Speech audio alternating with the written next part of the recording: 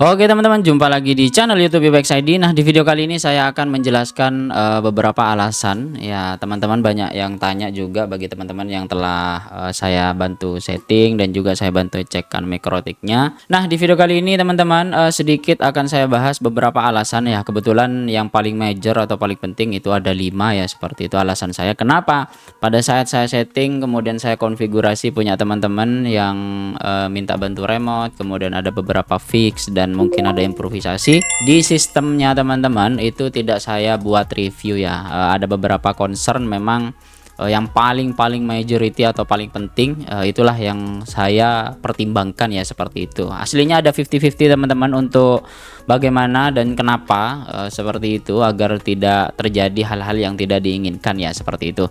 Nah, bagi teman-teman yang baru di channel ini, jangan lupa like, komen, dan subscribe, share juga video yang telah saya buat, join jadi member YouTube Ibex ID. Dan teman-teman jangan lupa juga share video yang telah saya buat agar membantu channel ini bisa berkembang lebih baik lagi ya.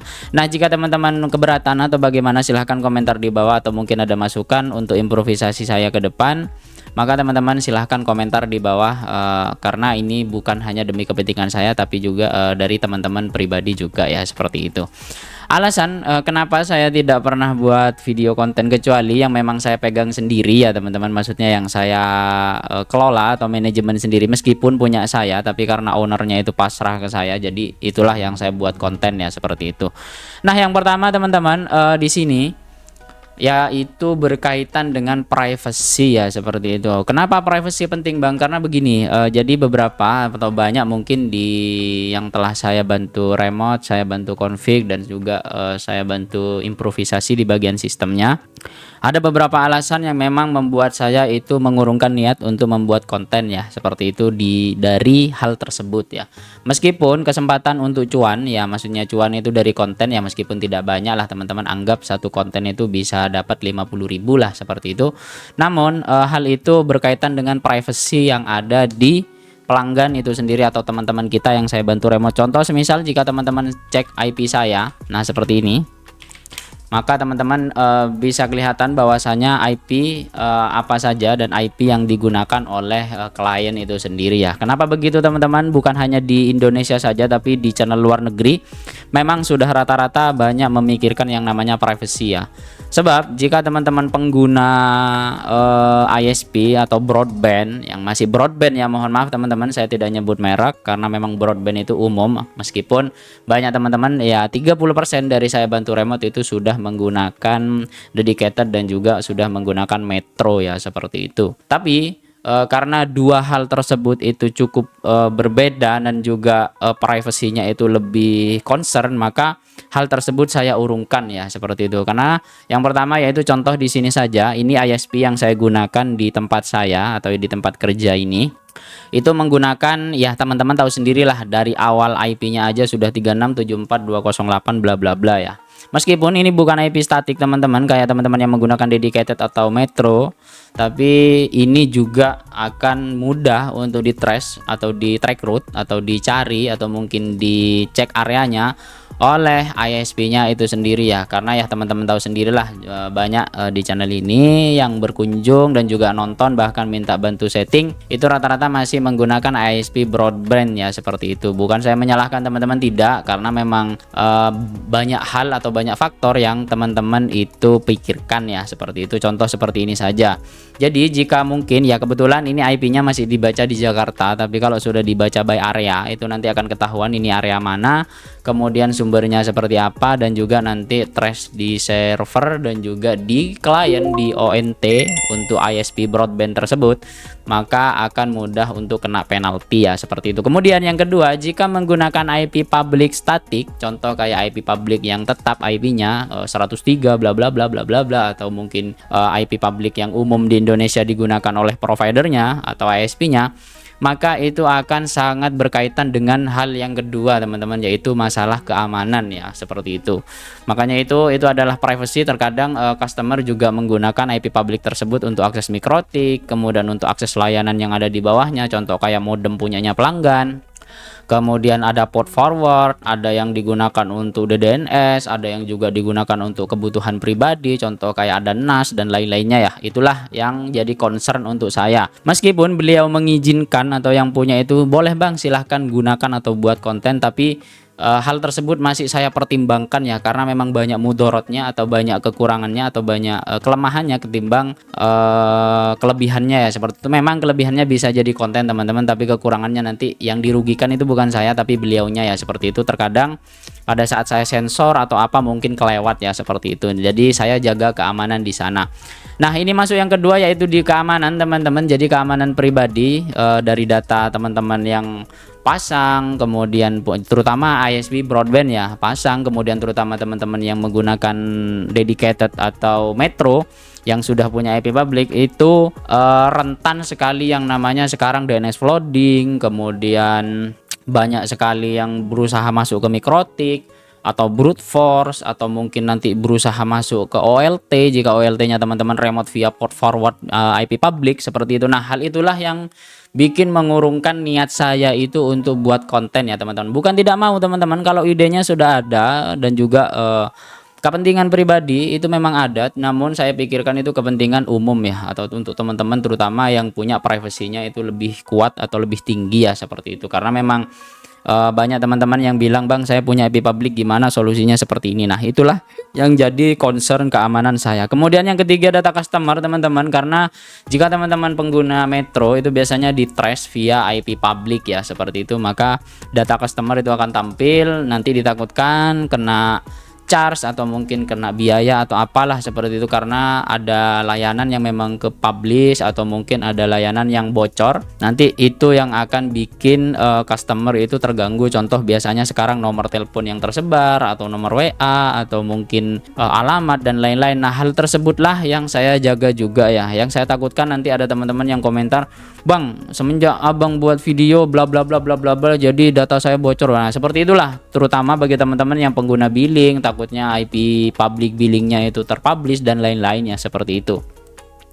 Kemudian juga selanjutnya yaitu di nomor 4 ya, konfigurasi customer ya. Nah, maksudnya konfigurasi customer ini ada beberapa variabel. Yang paling umum itu ada dua. Yang pertama konfigurasi sendiri, yang kedua itu konfigurasi by jasa ya, seperti itu. Bukan maksud saya itu karena saya bukan buka jasa sih teman-teman, saya hanya bantu remote kemudian memberikan sebuah solusi. Meskipun solusi itu tidak 100% tepat, tapi saya sesuaikan dengan yang ada di lapangan ya. Kemudian yang pertama kita bahas kenapa konfigurasi dari by customer. Jadi terkadang customer itu hanya config sesuai dengan yang beliau tahu atau mereka tahu saja ya, seperti itu. Kemudian konfigurasi tersebut terkadang ya bukan semua, terkadang itu tidak sesuai dengan apa yang terjadi di lapangan ya, seperti itu. Jadi kenapa saya privacy tersebut, karena takutnya nanti biasanya di konten itu kan ada yang namanya hook ya teman-teman. Jadi bilangnya seperti ini, konfigurasi jelek ya ikut seperti saya. Nah, hal tersebutlah yang saya jaga, ditakutkan perasaan teman-teman yang punya itu nanti gimana seperti itu. Nah, itulah yang saya jaga. Kemudian yang kedua, by jasa setting. Maksudnya by jasa setting ini kemarin sudah buat juga video bahwasanya ada beberapa jasa setting yang nakal ya, meskipun tidak semua tapi yang nakal itu terkadang hanya copy paste dan edit ya, ATM sih sebenarnya. Saya juga ATM teman-teman, tapi setidaknya konfigurasinya itu saya sesuaikan dengan yang terjadi di lapangan ya, seperti itu. Karena apa? Konfigurasi itu akan powerful jika disesuaikan dengan topologi dan juga disesuaikan dengan apa yang ada di lapangan ya, seperti itu. Karena memang banyak sekali yang teman-teman yang mungkin kurang paham bahwasanya meskipun sepowerful konfigurasi apapun dengan harga yang mahal pun, tapi di relate atau di lapangan tidak sesuai, maka hal tersebut itu hitungannya agak percuma ya, seperti itu. Kemudian juga selanjutnya yang terakhir yaitu keamanan customer ya. Keamanan customer ini banyak sekali faktor. Contoh semisal area teman-teman terpublish, contoh semisal area A atau di kota A, atau mungkin bahkan desa atau kelurahan yang terpublish, maka hal tersebut bisa memicu keamanan. Contoh ya teman-teman tahu sendirilah kalau di desa seperti apa, kemudian persaingannya seperti apa, kenapa menggunakan bantuan saya atau jasa lah seperti itu. Tapi saya tidak pernah narif ya teman-teman, karena memang jasa saya itu baik seikhlasnya. Yang penting sepantas-pantasnya dan juga sesuai dengan apa yang saya setting aja lah, seperti itu. Karena memang seikhlasnya ya teman-teman, seperti itu. Jadi dari 5 faktor tersebut saya urungkan untuk membuat membuat konten dari konfigurasi yang saya terapkan di teman-teman. Bukan saya tidak mau konfigurasi saya itu terpublik. Jika teman-teman yang sudah menggunakan bantuan saya atau yang saya bantu, itu rata-rata mungkin 80% sampai 85% konfigurasinya sama dengan yang ada di konten channel ini, seperti itu. Tidak ada bedanya teman-teman, karena memang saya tidak mau menutup-nutupi apa yang perlu saya konfigurasi. Namun memang 15% sampai 20% itu ada penyesuaian ya, seperti itu. Contoh di video juga saya bilang konfigurasi ini akan work atau akan sukses jika teman-teman sesuaikan dengan yang terjadi dengan di lapangan. Contoh seperti topologi, kemudian juga nanti realitinya di lapangan seperti apa. Biasanya untuk pengguna OLT teman-teman kayak EPON dan GPON itu ada perbedaan. Nah, seperti itulah yang saya bilang sesuaikan 15-20% dari channel ini yang saya share video-videonya ya, seperti itu. Contoh kayak konfigurasi yang viral kemarin itu tentang cake di Mikrotik, karena memang konfigurasi tersebut terbilang powerful, namun ada beberapa faktor yang memang mempengaruhi.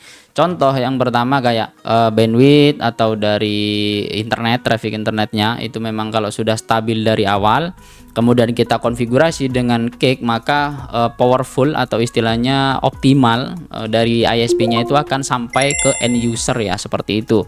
Namun perlu teman-teman ingat ada beberapa faktor yang memang dibutuhkan. Contoh kayak untuk router Mikrotiknya jangan terlalu kecil untuk spesifikasinya, kemudian minimal router OS versi 7, dan juga ada beberapa faktor eksternal atau faktor yang paling penting, contoh kayak port atau interface-nya atau Ethernet-nya, seperti itu. Jadi teman-teman jika menggunakan fast Ethernet tapi maksa untuk lewatin traffic 300 Mbps, itu hal yang mustahil atau bahkan tidak bisa ya, seperti itu. Karena memang beberapa faktor tersebut harus terpenuhi terlebih dahulu, baru nanti konfigurasi itu bisa jalan ya. Karena memang kemarin banyak beberapa studi kasus teman-teman konfigurasi cake ternyata ISP-nya itu tidak stabil. Sama halnya dengan teman-teman menggunakan Starlink dengan ping 35 sampai 40 plus minta ping 20 sampai 25 plus itu hal yang ya apa ya, yang saya bilang bukan mustahil sih, tapi kurang masuk di logika aja teman-teman, seperti itu.